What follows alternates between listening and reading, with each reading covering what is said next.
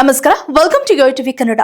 ಪಾಕಿಸ್ತಾನದಲ್ಲಿ ಅಡಗಿರುವ ಉಗ್ರರ ನೆಲೆಗಳ ಮೇಲೆ ಭಾರತದ ಆಪರೇಷನ್ ಸಿಂಧೂರ್ ಮಿಷನ್ ಮೂಲಕ ದಾಳಿ ಮಾಡಿರುವ ಹಿನ್ನೆಲೆಯಲ್ಲಿ ರಾಜ್ಯದಲ್ಲಿ ಕೇಂದ್ರ ಸರ್ಕಾರದ ಸೂಚನೆಯಂತೆ ಎಲ್ಲೆಡೆ ಮಾಕ್ ಡ್ರಿಲ್ ಮಾಡಲಾಗುತ್ತಿದೆ ಎಂದು ಮುಖ್ಯಮಂತ್ರಿ ಸಿದ್ದರಾಮಯ್ಯ ತಿಳಿಸಿದ್ದಾರೆ.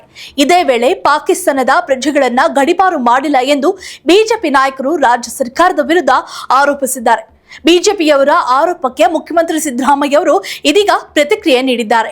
ರಾಜ್ಯದಿಂದ ಪಾಕಿಸ್ತಾನದ ಪ್ರಜೆಗಳನ್ನ ಗಡೀಪಾರು ಮಾಡಲಾಗಿದೆ. ಹೌದು, ಈ ವಿಷಯದ ಬಗ್ಗೆ ಮಂಡ್ಯದಲ್ಲಿ ಮಾತನಾಡಿದ ಅವರು ರಾಜ್ಯದಲ್ಲಿ ಇರುವ ಪಾಕ್ ಪ್ರಜೆಗಳ ಬಗ್ಗೆ ಬಿಗ್ ಅಪ್ಡೇಟ್ ಅನ್ನ ನೀಡಿದ್ದಾರೆ. ಅದೇನಪ್ಪಾ ಅಂದ್ರೆ, ಕೇಂದ್ರ ಸರ್ಕಾರದ ನಿಲುವು ಬಳಿಕ ಸಿಎಂ ಸಿದ್ದರಾಮಯ್ಯ ಅಧಿಕಾರಿಗಳಿಗೆ ಖಡಕ್ ವಾರ್ನಿಂಗ್ ಅನ್ನ ನೀಡಿದ್ದಾರೆ. ರಾಜ್ಯದ ಯಾವುದೇ ಮೂಲೆಯಲ್ಲಿ ಇದ್ರೂ ಕೂಡ ಪಾಕ್ ಪ್ರಜೆಗಳನ್ನ ಗಡೀಪಾರು ಮಾಡಿ ಅಂತ. ಹೀಗಾಗಿ ಬಿಜೆಪಿಯ ಆರೋಪಕ್ಕೆ ಪ್ರತಿಕ್ರಿಯೆ ನೀಡಿದ ಅವರು, ಯಾವುದೇ ಮೈಸೂರಿನಲ್ಲಿ ಇರುವವರು ನ್ಯಾಯಾಲಯದ ಮೊರೆ ಹೋಗಿದ್ದಾರೆ, ಅಂತವರು ಮಾತ್ರ ಉಳಿದುಕೊಂಡಿರುವುದು ಬಿಟ್ರೆ ಬಹುತೇಕ ಎಲ್ಲರೂ ಗಡೀಪಾರು ಆಗಿದ್ದಾರೆ.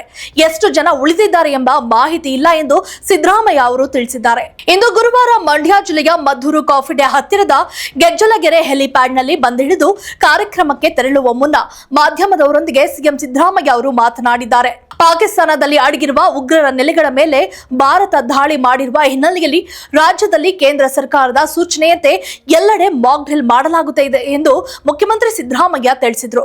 ಇನ್ನು ಅಣೆಕಟ್ಟುಗಳ ಸುರಕ್ಷತೆಯ ದೃಷ್ಟಿಯಲ್ಲಿ ಎಲ್ಲೆಡೆ ಎಚ್ಚರಿಕೆ ನೀಡಲಾಗಿದ್ದು, ಯಾವ ಗಳಿಗೆಯಲ್ಲಿ ಬೇಕಾದರೂ ಏನಾದರೂ ಆಗಬಹುದು ಎಂದು ಮುನ್ನೆಚ್ಚರಿಕೆ ಕ್ರಮಗಳನ್ನು ಕೈಗೊಳ್ಳಲಾಗಿದೆ ಎಂದ ಅವರು, ಮುಜರಾಯಿ ಇಲಾಖೆ ದೇವಾಲಯಗಳಲ್ಲಿ ಪೂಜೆ ಮಾಡುವ ಬಗ್ಗೆ ಸಚಿವ ರಾಮಲಿಂಗಾರೆಡ್ಡಿ ಅವರೊಂದಿಗೆ ಮಾತನಾಡಿ ಕ್ರಮ ತೆಗೆದುಕೊಳ್ಳುತ್ತಿದ್ದಾರೆ ಎಂದು ಸಿಎಂ ಸಿದ್ದರಾಮಯ್ಯ ಅವರು ತಿಳಿಸಿದರು.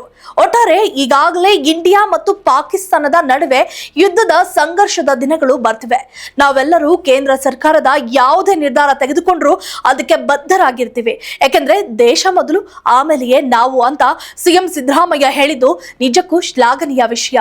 If you like this video, ಬೇಗ ಲೈಕ್ ಮಾಡಿ, ಕಾಮೆಂಟ್ ಮಾಡಿ, ಶೇರ್ ಮಾಡಿ ಹಾಗೂ ಯೋಯೋ ಟಿವಿ ಕನ್ನಡವನ್ನು ಸಬ್ಸ್ಕ್ರೈಬ್ ಮಾಡಿ.